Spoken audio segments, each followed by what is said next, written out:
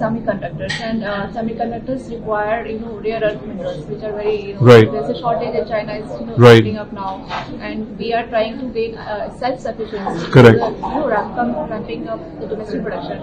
So, what do you think? This shortage is creating some kind of problem in the production of semiconductors, or are we okay with it? I think there is a shortage. Clearly, there has been some kind of a impact on the people who make the actual chips. Now, what the Indian government has done to basically counter this has been unveil something called the NCMM, National Critical Minerals Mission.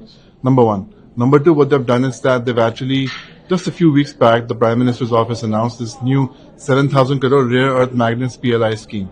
Right? So they're doing things which they can to incentivize people to manufacture rare earth magnets and mine, extract, refined minerals in India as well. However, I think what has happened on the Chinese front, where they have imposed their export controls and are trying to limit the exports of critical minerals and gallium, germanium, rare earth magnets to the entire world, what that has led to is that's led to various countries, including India, trying to find alternative sources. So in the short run, yes, there is a disruption. But in the long run, what you will see is that you will see increasingly companies and countries trying to do more things on their own. So they will try to sort of onshore away from China and trying to find alternative sources. I'm afraid this might at some point lead to an oversupply in the market as well.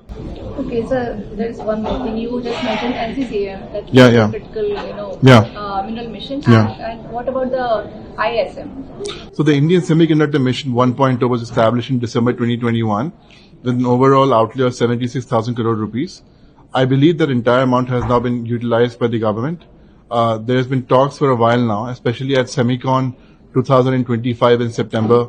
The Indian government, the Honorable Meeting Secretary S. Krishnan spoke about how they're very close to coming out with an ISM 2.0 policy.